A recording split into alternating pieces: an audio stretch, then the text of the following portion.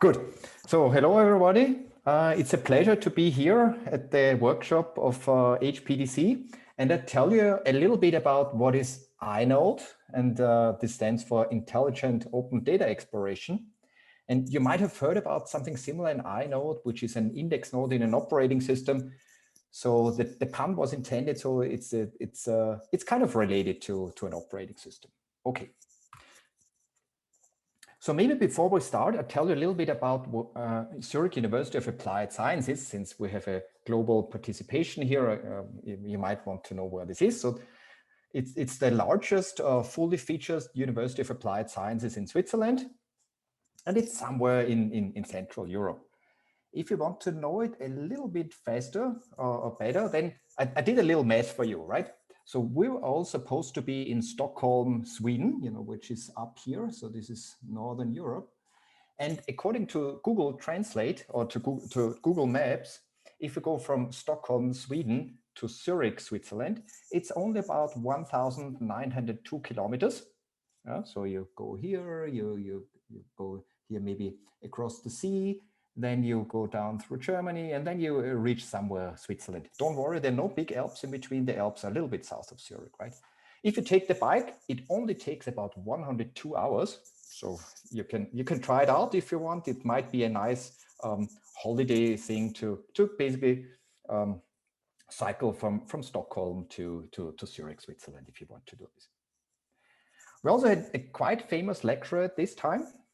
Quite some time ago, it was this gentleman, which someone of you might know. This is Mr. Albert Einstein, of course. He was at our university and he was not a full professor. He was only a lecturer.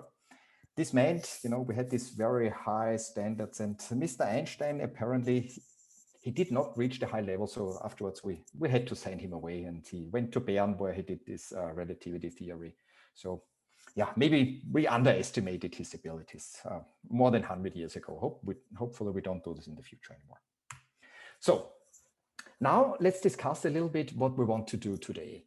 So the talk is that we here a bit of the outline. First, we discuss what is the data promise and what's the problem. Then we show you that there's basically a need for new tools to explore data, to do it a bit more productively, because there's a lot of data out there and we want to basically find either the needle in the haystack or interesting things in the data. And hopefully we have a few better tools that we have. And what I will tell you afterwards is how we build different systems of basically interacting with data in a more intelligent way, not just typing, let's say, a SQL statement into a database system, and then if you type it wrongly, the database gives you back error, but so that it's a little bit smarter, right? So that you can be more productive in your data exploration process, if you will. And I describe you basically two different systems that we have built over the last 10 years. And one of them is called Biosoda, where we basically translate natural language to SPARQL, which is a semantic web language, and we don't use neural networks for it. And another one where we say ValueNet, where we translate natural language to SQL with neural networks. Okay, and then I also give you a little bit of the context why this is relevant for you. We are now here at the workshop of a high performance and distributed computing symposium. Especially most of the audience here might be interested in network and network security and network systems. So it also tells you why this is also interesting for you and why this is an important problem also when you study network traffic data. So let's go back a little and say, what is the big data promise? So as you know, there are different types of data sets are generated. And in astrophysics, we see nice pictures. Let's say here, this is a spiral galaxy, or many of you also produce scholarly articles, right? So the next Nature paper or the next HPDC paper and the next whatever great paper. Biology produces a lot of data. Sensor networks produce a lot of data. Here we have again the relationship to computer networks, if you will. So basically the data is increasing, okay? Not so much what is, and so often we say that data is the new oil, right? You might have heard about this, but in order to get oil or to dig for oil, even though now, at least in Europe, we want to get rid of oil and we want to basically use more sustainable energy, we need some tools basically to leverage this oil or whatever the sustainable energy will come up in the future. Let's look a little bit closer of very data intensive sciences and maybe industry sectors. And again, the first part is astrophysics. Why is this interesting? Because there are massive amount of data that we are collecting by analyzing the sky. Here's again a picture of a nice spiral galaxy that you beautifully see when you look into the sky and you have a nice telescope. And so basically these data sets about galaxies, often they are stored in relational database to study specific star formations or galaxy formations. And if you understand the galaxies, you can maybe also understand a little bit better how our universe works, right? So this is basically the macrocosm. Look at the big things, right? The problem with this, if we have in a database, we have hundreds of database tables with thousands of attributes. And imagine now you're a poor astrophysicist, or maybe you're a citizen scientist, and you have to understand these thousands of database or hundreds of database tables with thousands of attributes. It's extremely hard.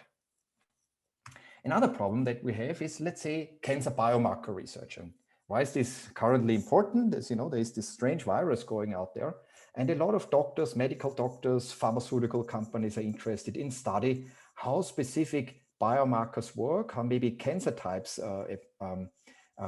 basically evolve, and to find treatments, right? If you understand cancer, you can build drugs against the cancer, right? And then you can do this for cancer, but you could do something similar maybe for COVID, if you will. What is interesting there, so in biology, often the data is even more complex than in astrophysics, and you need to basically integrate different data sets from different sides. Let's say there is the university, Johns Hopkins University, that produces always the nice summaries about the COVID. Or let's say your local university hospital, or maybe some information from some medical doctors or from biologists. So basically there's a lot of different data sets out there. Why is this challenging? Because if you look at the human genome, the human has about 50,000 different genes and about 3 million base pairs. So basically here, the interesting thing is you want to study the small things, right? So before in astrophysics, you study the macro problem. And in cancer research, you study the small, the micro problem, right? You want to go into a cell and you want to understand how the cell works. And again, understanding, these different types of data is typically quite difficult if you need to integrate it and then you need to massage the data and analyze it. Maybe some of the computer scientists, for them, it's an easy going. But if you have a domain expert, like a medical doctor or biologist, they maybe are not, they don't have a PhD in computer science and in math. And for them, analyzing the data is non-trivial, right? Another example is that the European Union produces, for instance, a database of different projects. So all the projects that are funded by the European Union, you find in this database. And then maybe some politicians want to understand which countries have the highest funding, for instance, in AI, in artificial intelligence, if you will. Okay, and how does it compare, let's say, to funding situations in North America or in China or in India, if you will. So, some politicians want this data to, find where's basically the show in some specific things. Common to all of these is basically data stored in a database, maybe some in non-database, and you want to analyze it effectively. So in order to do this, we basically need an easier way and I'll show you why this is necessary. So again, I repeat my question, why is this relevant for you as a distributed systems community or as a network community? Maybe you don't deal with astrophysics, maybe you deal with it, maybe you don't deal with cancer research, but maybe you deal with network intrusion data. And here's something, some work that we did a few years ago. So this was in 2006. And basically it's supercomputing. So basically the sister event of HPDC, if you will. And what we did at this time, we said, let's collect as much data as possible about our networks. So at this time I was at Berkeley Lab, and this is we had a lot of data. And also what happens if you have a big computer network, you often have intrusions, right? So we said, let's collect as much data as possible. And here we collected more than a year worth of data. And then you can also see here how many data records we had. So for instance, here we had 75 million data records. Then at some point there was supercomputing. So this means, this was in 2004. So the network traffic even increased. So during supercomputing, we had like about 250 million records about computer networks that he wanted to analyze. After supercomputing, it went down a little bit. Here you maybe see this is the data maybe during vacation, the network traffic goes down and so on. So we collected a large amount of data. So this was gigabytes of data that we collected. And the goal of this data collection is to find intrusions and to predict what is the next intrusion and where have basically closed doors of our network so that we don't get an intrusion. And here's a visualization of what we did about 15 years ago, that we said, here are the different parts of the network. So the C part of the computer network, the D part, and here we have the basically the time. So then what you can see here is when specific intruders try to access the network. And what we can see here, there's some certain pattern, right? So someone tried to basically look at the whole range of the C part of the network and the D ones, and then you basically see at one specific event in the time and a little bit afterwards, okay? Why could we do this? Because we could store a lot of data, and at this time we didn't store it in a relational database. We basically stored it in file systems, and we used smart indexes, bitmap indexes, if you will, to analyze the data efficiently. So we wanted to ask questions like, who is accessing the data at this time? And what is happening on this specific port, right? So in this time, we said we want to analyze it interactively with queries, okay? So why is network traffic interesting? Because it's very data intensive. You want a smart way of analyzing data. So maybe your goal is to avoid intrusions, right? So you might need a machine learning algorithm to do this, or you want to find some specific usage of a network, then you have more, maybe it's some type of database types of queries. But what is important, you also have a lot of data, okay? And what is the problem with existing tools? And on the one hand, it's, let's say, the input, right? So you maybe have, if you have a specific application, candidate network intrusion, or maybe it's the astrophysics, and you have a specific interface, right? So you can say, in a specific time range, I look for all products, for instance, and some specific channels, products that are sold over the internet, products that are sold in a specific store, if you will, maybe in a specific business unit, let's say all the products related to computer, if you will, and so on. So you have basically some form-based interfaces, but it's very limited exploration capabilities, right? So this is typically what you see on the web page. It's a predefined mask, if you will, and you can only ask the queries that someone else has thought about you before. And if you want to ask something different, well, on this form, I cannot do more, right? The other extreme is that you say, expose the user to everything. You know, say, here's my database backend, just query it in SQL, right, if you will. So in the structured query language, you could do this, but then you need to know, the SQL query language, you need to know the database schema. I'm not sure how many business users will be happy if they just get the database connection and now you have to query it in SQL. Maybe it's not very efficient, right?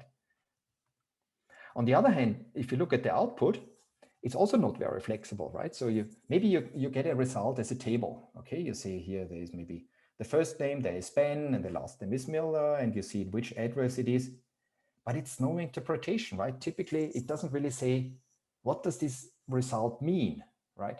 Or maybe you have some dashboards. Again, what does this mean? The system doesn't give you any, typically doesn't give you any more complicated interpretation. So you basically have a static output, if you will.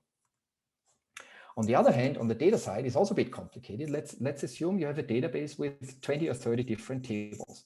Then you need to understand the connections in between them, and linking them maybe for a non-technical expert is also not really the easiest to do, right? So you have all these kind of limitations. What typical end users want is more in these directions, right? So for instance, our astrophysics colleagues, they say, make the interface to the data as natural as possible to allow us to formulate our scientific questions. So a little bit like you search Google, right? Everyone knows how to use the internet and search Google. That's easy. Can we have something similar for astrophysics? Or the biomarker research, they want something similar. They also want then, they say that integrated with the ontologies that we have. For instance, in bioinformatics, you have a lot of ontologies about diseases, how they are structured, or maybe about how the human body is structured, what kind of anatomical entities you have in there. So basically you have the liver and there's the heart, and how are they all connected? So you want to get all these ontologies together. Or in networks, you maybe have some specific network structure that you also want to get in there. Okay, so basically most of the scientists and business analysts that we have been talking over the last few years, they want easier tools, right? Now, as you know, there's the Alexa, you can ask to it in natural language and you get a question back, right? So it should be as easy as this. And not only for simple tools like, you know, play the music from the Rolling Stones. This is quite trivial, right? But you want to have something more complicated, right? So that it can also be used in science. So basically the requirements are make the data access as natural as possible in natural language, if you will. If you get stuck somewhere in there, guide the user, tell them, okay, maybe I'm interested in some specific star formations and I don't find the right result, then the system should say, maybe look at another patch in the sky, okay? Or look here, there is something interesting, right? So the system should guide the user. And then what should also be necessary is that you say, okay, now I have a different data set, link it together with what I have and do this as automatic as possible. So this is a big wish list and it's non-trivial. Otherwise, you know, this would have been solved, but it's a good task list for solving a few cool research problems. And after discussing all these interesting challenges, let's go a little bit a step back and see what we have done to build systems that you can more intelligently explore data. Okay. And we started this actually quite some time ago. So after I have moved from Berkeley Lab to Switzerland, I ended up in a large bank. And why was this interesting? This was before the financial crisis, because banks have typically huge amounts of data. So if you think in Switzerland, we have CERN that produces large amounts of data, and we have a few banks that also produce a few data. We also have some bioinformatics data set that are also large. So basically here, what we said, we built a system that we can query the business data, so the data warehouse is also in natural language. At this time, the question was, find all the poor customers that were, let's say, somehow related to Lehman Brothers. This was the bank that went bankrupt at some point, and find out what we can do for them to, you know, to basically mitigate the problems. So we had this huge data warehouse with terabytes of data, with hundreds of different database tables and literally 50,000 different attributes. And we started building a system that it can query in natural language. This was our first trial and it worked quite well. I'll show you afterwards how this worked. Afterwards, we said, okay, let's go a step further and let's do it also with bioinformatics, because biology data is even more complex. It's more interesting than just banking records. Then we said, can we do a similar approach also with bioinformatics? Afterwards, I said, okay, that's also an interesting problem. Then a Zurich startup came to us and said, can we even go a step further and build also a natural language interface to machine learning, right? And this shows that if a startup is also coming up, there's actually some money involved, right? So you can even, when you build these smart tools, you can even make money and make a business, right? And then let's say the king discipline was that we said, can we even do it at a little higher level? So not just smaller projects within a company or within a SME organization. So that's why we asked for funding from the European Union. And there we basically got the okay for this system called Intelligent Open Data Exploration that I also tell you in a second, where with 8 partners in Europe, now we build an intelligent system where we can not only query structured data, so data stored in a relational database, but also unstructured, meaning that data can be text documents, and we can basically analyze everything in natural language. And I tell you a little bit more in detail. So this INODE, as I said, it's funded by the European Union. You can look here at the URL. You can find it. So it's run by Zurich University of Applied Sciences in Zurich, Switzerland, and we have some pretty cool partners. For instance, we have the Max Planck Institute on board. These are the guys that last year got the Nobel Prize in astrophysics. So we were lucky to work with astrophysics and have the Nobel Prize winning partners on board. So this has a slight advantage. We also have the Fraunhofer. You might know Fraunhofer, that deals some MP3 compression. So maybe all of you who worked with videos at some point use something indirectly from Fraunhofer. We also have the French Academy of Science and a few other cool partners that are working together. And the goal is here again that we say we want to interact with data a little bit smarter than current systems. So a little bit more like we talk to a human, and that if we explore the data, the system helps us in understanding and guides us through it. Okay. And originally our use cases were focused on astrophysics, cancer biomarker researchers, and a few others. But in principle, the technology is generic. So we can use the network traffic data. We can basically use any data that is either stored in a relational database, also in text documents. Good. So how does the system look like that we are currently building? And it's basically a summary of partially existing technologies and algorithm, and we made it basically work together in one big integrated system. Okay. So what can we do basically? So we can, on the one hand, we can connect different data sets. So it can be some astrophysics data sets, some network traffic data sets, if you will, or some cancer data set, integrate them into a database. If we don't have the data in the database, we can also take text document and basically automatically read news, let's say news or publications, and generate what is called a knowledge graph out of it. So then you have basically a network structure, and then basically map it back to your relational database. So in the end, you have text and relational databases or graph databases combined. Okay. So once you have this nicely massaged relational database or graph database, you can query it, right? And we've built interfaces for querying them in natural language, also by example. So for instance, if you say, I look for a specific star formation, and I don't know exactly what I'm looking for. So you start somewhere in the system, and then you tell the system, can you find me something similar? So all stars that are similar, that maybe have a similar redshift or have a similar shape and so on. So basically by example helps you to explore the data as it's said by example, okay? Or by analytics, find me, let's say, find me everything where a specific function yields a similar result, right? And then we can also do recommendations and explanations and so on. So it's a quite interesting system. What I will do now, I will dive into some of these things and explain you a little bit more in detail of how we have built it. And afterwards, you can also basically use them for your own thing if you want. Okay. So out of these systems, smaller systems that we have in there, which make up the whole INODE system, I will tell you a little bit about this Biosoda, how you can query graph databases in natural language. And then afterwards, I'll tell you ValueNet, how you can query relational databases in natural language. Okay. First part, let's start with querying graph databases in natural language. And the important thing is, as you might have heard, currently everyone is dealing with neural networks and artificial intelligence.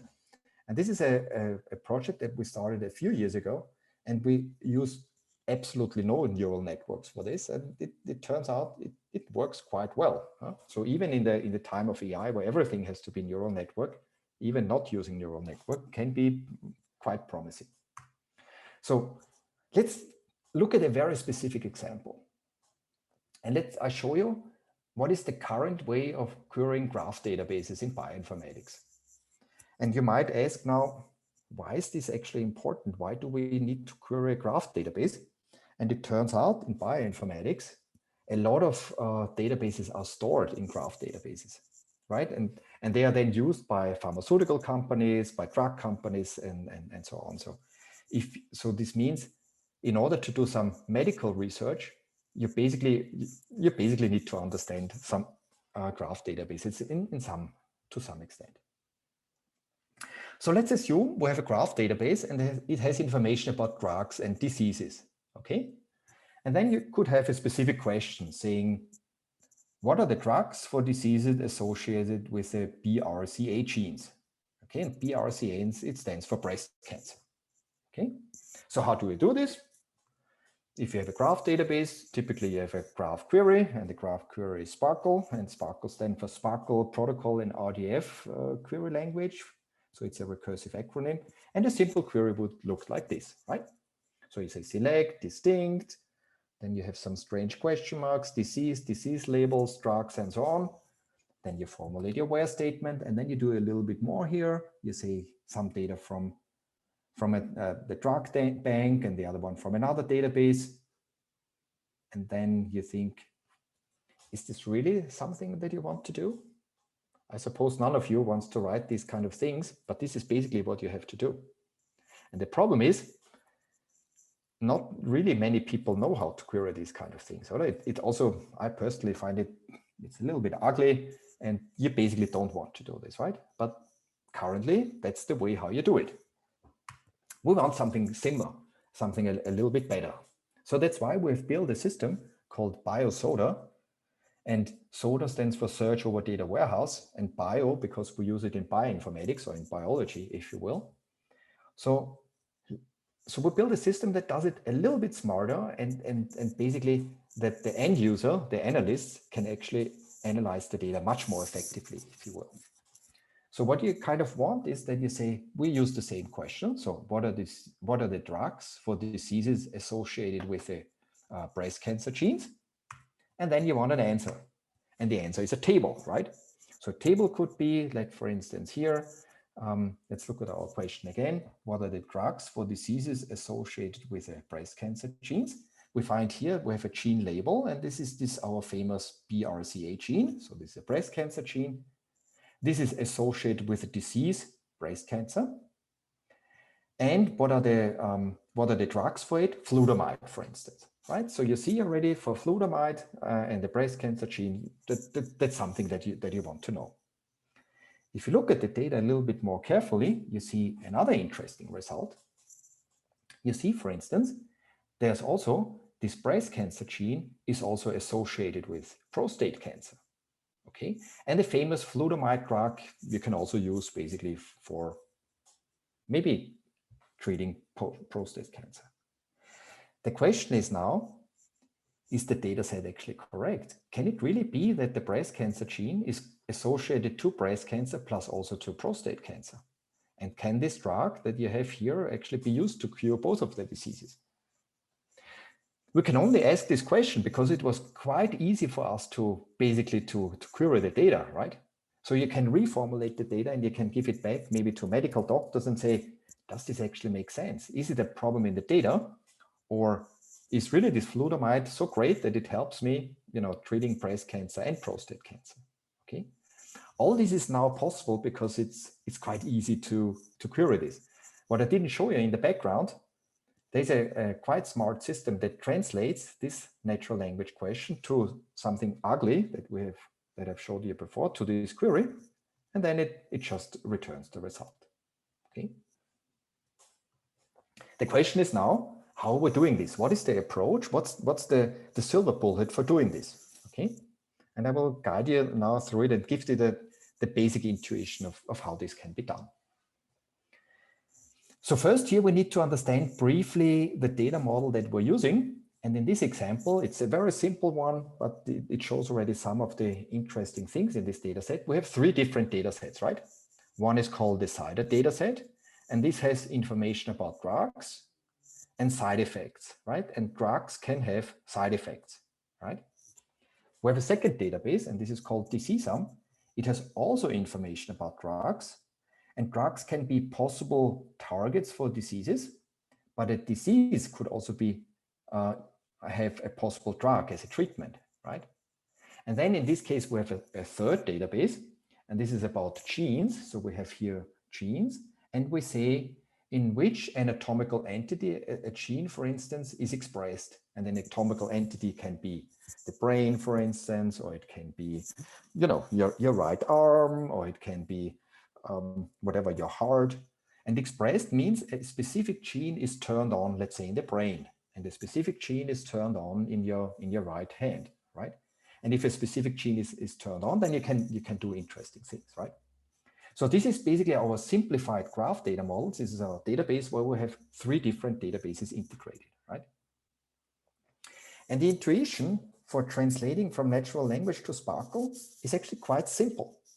What we're saying is, I mean, translating natural language to SPARQL is a little bit similar like translating English to French, right? Or translating whatever, French to Chinese, if you will. So we know already quite well how to translate one natural language to another one. So translating a natural language to a computer language can be maybe treated similar or similarly. And the basic idea of BioSoda is that we say, where is this currently done? And of course, in a search engine, right? In a search engine, you look for, give me the best restaurants in Zurich, and you get an answer in no time. And why do I get an answer in no time? Because there's something what is called an inverted index, right? So basically, the major web pages of the internet are indexed with an index, and then basically you find in which database or in which web page a specific term like restaurant in Zurich actually appear. And we do the same thing with databases, right? So assume all the databases are like text documents, like the internet, and we build an inverted index, right? So then basically finding, translating natural language to SPARQL, if you will, is like find the best matches between our query. Let's say find all the drugs associated with a specific gene and match them to something what we have in the database. Okay. So in the simple terms, it's translating is basically a pattern matching problem. Okay. Let's look here at a specific example of an inverted index. For instance, the term stroke, right? If someone has a brain stroke or a heart stroke, where do we have information about it? There's specific URI, so this is, you can think of it as a web page, and side effects, right? A database about side effects. Then there is a class which is called side effects. It could be a class, think of a class as a table, right? And the property is a little bit like an attribute in a database, right? So there's a side effect has also a name, right? And then in addition to this inverted index, so we know in which class, in which attribute, or in which table and in which column, we'll also give a ranking information. How relevant is this information that we're looking for? And here we use also another concept borrowed from how we search the web. We use a page rank. So basically we find out how relevant is a term in my graph database, in my network, if you will. So the more pointers you have coming into one specific web page, one entry in the database, the more relevant it is. Similar to, as I said, to how PageRank works to rank internet pages. Okay. So we use this inverted index, finding where is our information in there, and then we can use it to do interesting things. So how does BioSoda work? This is now a very high-level view. I don't go into these details, but just to get a rough idea that actually translating natural language to a computer language like SPARQL is actually not magic, but you can really approach it with a pattern-based approach without any learning. So basically what we do is we take the natural language. What are the drugs for diseases associated with the breast cancer genes? Okay. And then we basically go through all the words and try to find out where do we find matches in the database. Okay. And then, for instance, these three we don't really understand, but we find drugs, right? And for drugs, we have basically two meanings. We can have drugs in one database, which is called CIDR, or we can have also drugs in another database, drug bank, for instance. We do the same thing with the other terms in our question, like for instance, diseases. We have also two different meanings for disease, right? For BRCA, we can mean the breast cancer gene 1 or the breast cancer gene 2, okay? So basically first, analyze the questions, find out what types of synonyms you have or how many meanings you have, and then rank them, right? So we, similar to what I've showed you before, the page rank the results. So for instance, in this case, it means we have two different possibilities, either in the drugs database of the drug bank or in the CIDR database, and this is higher ranked, right? So this is, we have two results, and this one result is slightly higher ranked than the other ones, okay? So we do it basically for all combinations of terms that we have in our question, right? So we rank them, then we basically need to assemble them, and then we need to find in our graph database what is the shortest path between the matches, right? So we have here, we have one match, it's a drug, and the other match is a disease. What is the shortest path between, let's say, the drugs and the disease? Again, this is a network problem, right? So how to traverse a network or a graph is find the shortest path, if you will. And then basically another match would be in the genes database, and then you find the shortest common path and use these things to construct your SPARQL, right? So in the end, you use this information to construct your SPARQL query, and then you get some results, okay? For a user, you don't need to know anything what's going on in between. You just want to type in your question, and as an output is, let's say, all the genes that are associated with a specific disease and what are the treatments for it, right? So all the magic is done by the system, okay? This is how you would do it with a graph, right? No learning involved, maybe a little bit of natural language process in the beginning, but in principle, no learning. You can take any database that you want, press a button, generate the schema, and then you can start, right? So you don't need tons of training data to do this, but basically you don't need any training data at all. How well is actually ZHAW performing, or BioZHAW? So we evaluated against different data sets, from biomedical data sets in bioinformatics and then a non-medical data set. And you see, for instance, the small data set that I showed you before, it has like 12 classes, about 690,000 triples. So a triple is an entry, if you will, a tuple in a graph database. So this one database has about 200 megabytes.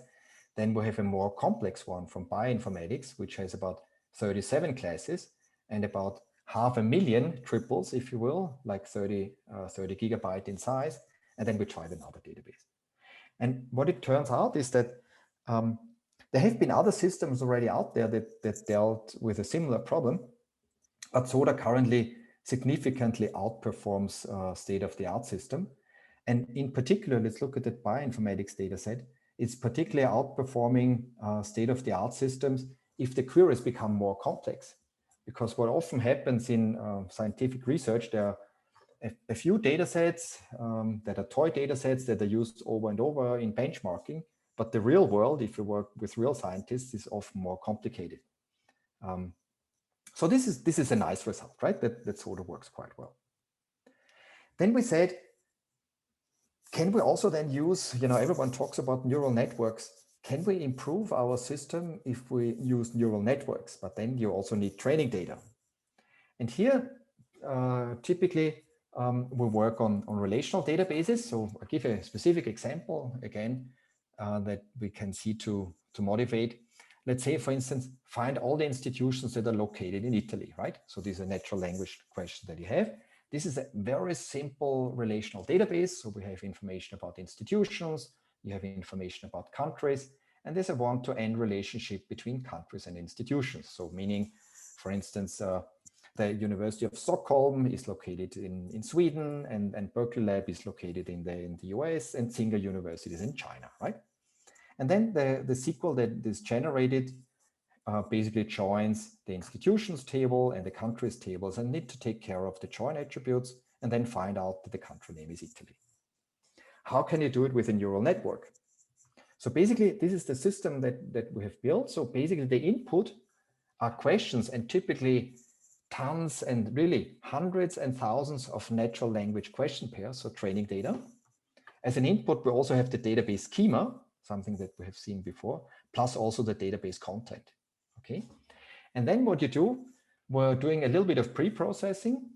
Then we're using a neural network architecture. So basically an encoder and a decoder. So similar to, and this is a transformer architecture, you might have known it, Google, Facebook, OpenAI, and all these famous companies use transformers for all kinds of natural language tasks, right? For translating one language to another one, for basically telling new stories and so on. So we're using a very similar approach, okay? And then we are basically translating, using a neural network, translating a natural language question into something which is called an intermediary language. And then we do a bit of post-processing, which generates SQL and so on, okay? Here is some small intuition. I'll just give you one example question to see how roughly this system works. So the basic idea is that you say, you take a natural language questions here, like the one we have seen before, find all countries, or what was the natural language question before? Find all of the institutions located in Italy. So these are natural language questions. It gets encoded. Basically, we use some embeddings. So basically, all the natural language terms are translated into a vector, which is also sometimes called an embedding.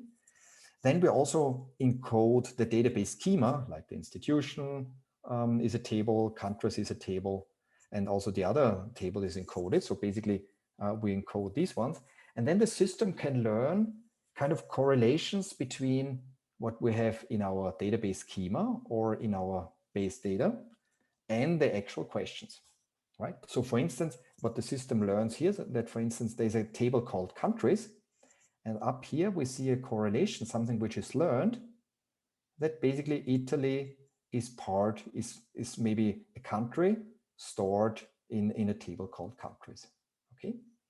And in between is basically the transformer network. There's BART that you might have heard, or BERT. So these are all these transformer networks that have been built by the big internet companies.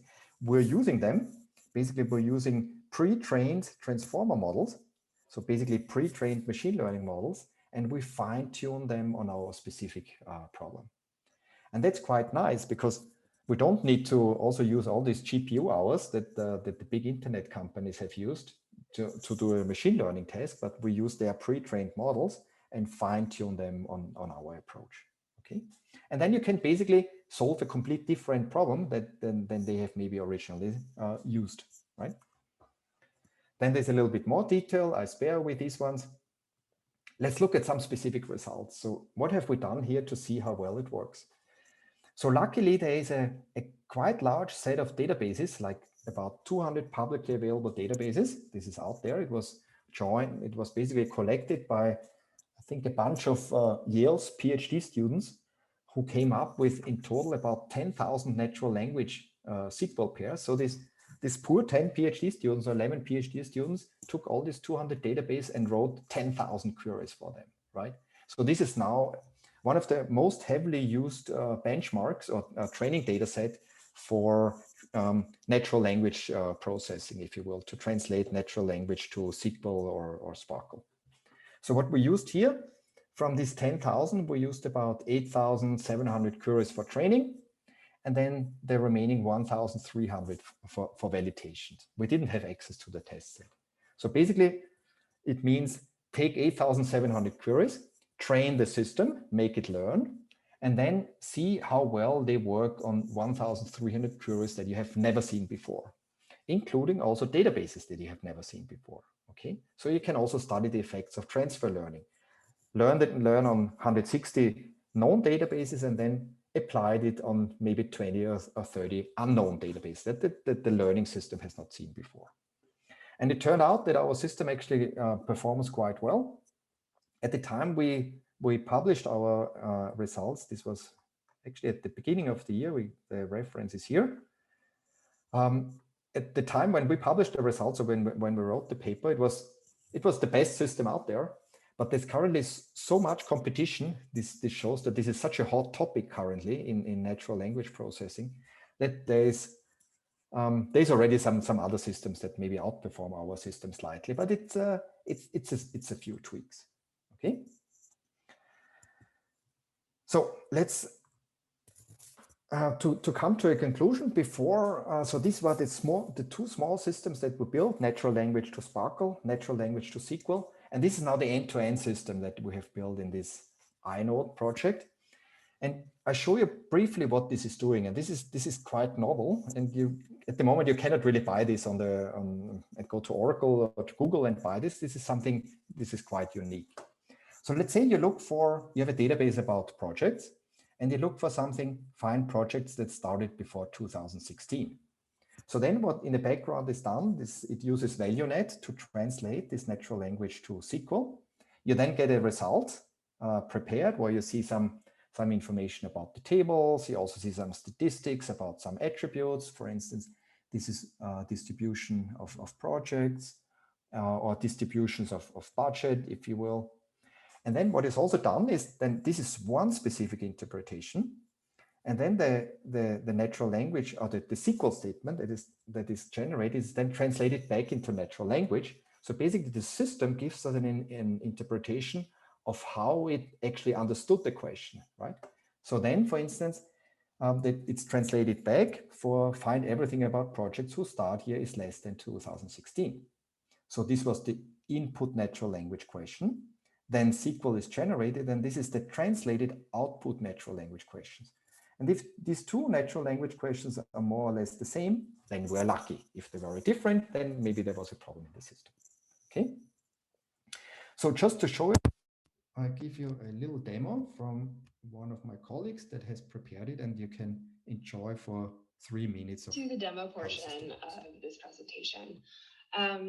Here we have the INODE pilot webpage. Before we get started, maybe a couple things about different features that we have on the page.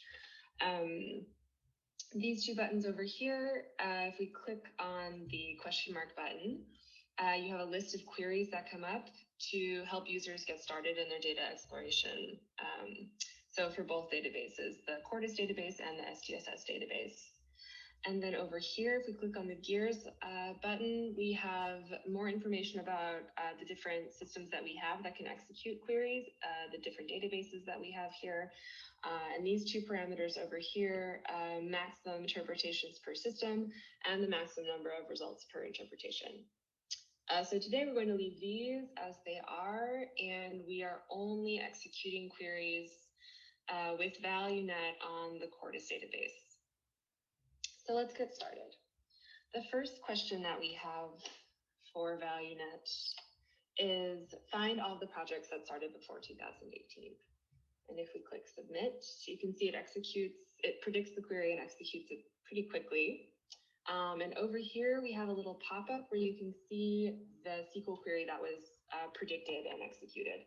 So it's just select star from projects. And then we have a filter on the start year as less than 2018, which is the correct query.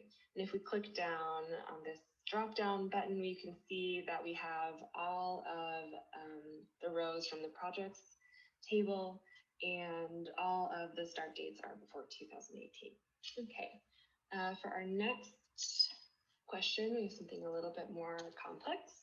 We need ValueNet to predict the distinct keyword in the select statement here. So let's submit this question. Find distinct titles of projects with the end year in 2014. And if we look for our pop-up again, we find indeed that we do have the distinct keyword in the select, as well as a multi-table join and a filter on the end year for 2014. And if we click our drop-down again, you can see that these are all of the titles of projects that ended in 2014. And for our last query, we have something even more complicated. Show the names of members in projects costing less than the average project cost.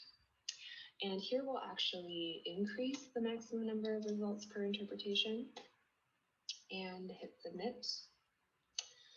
And we can see our pop-up here, and we can see that ValueNet has learned to predict subqueries for these kinds of questions.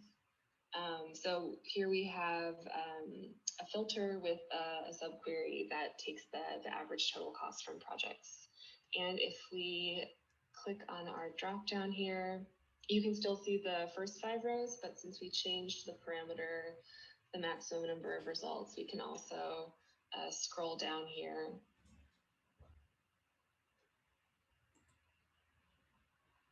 And we can see 10 different results here. So that's it from me for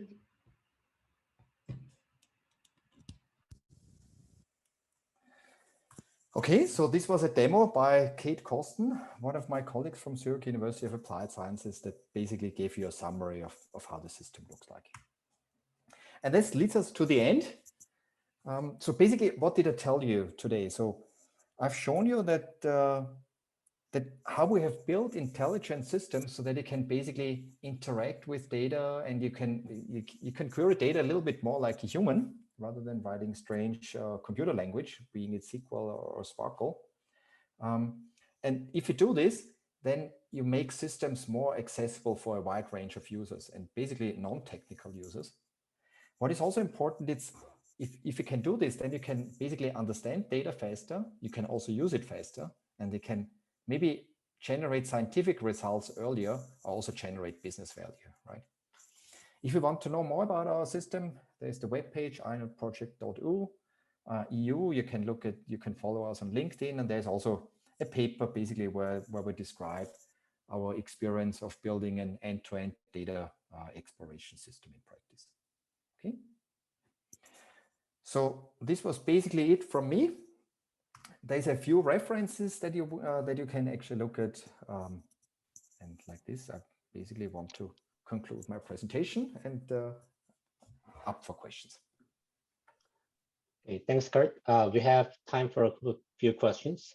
Please unmute and when you ask questions.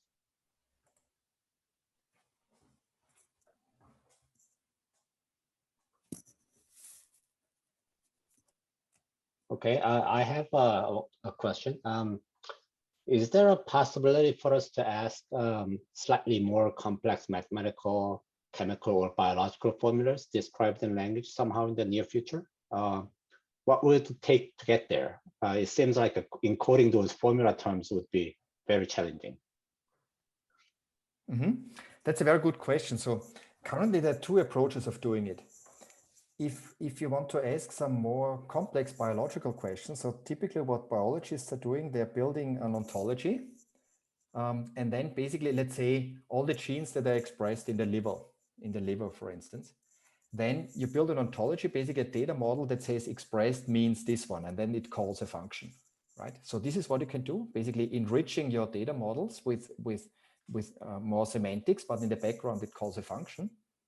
Or you can train a system that it basically learns a function. So not only translating from natural language to SQL, but that it also learns how to train a function.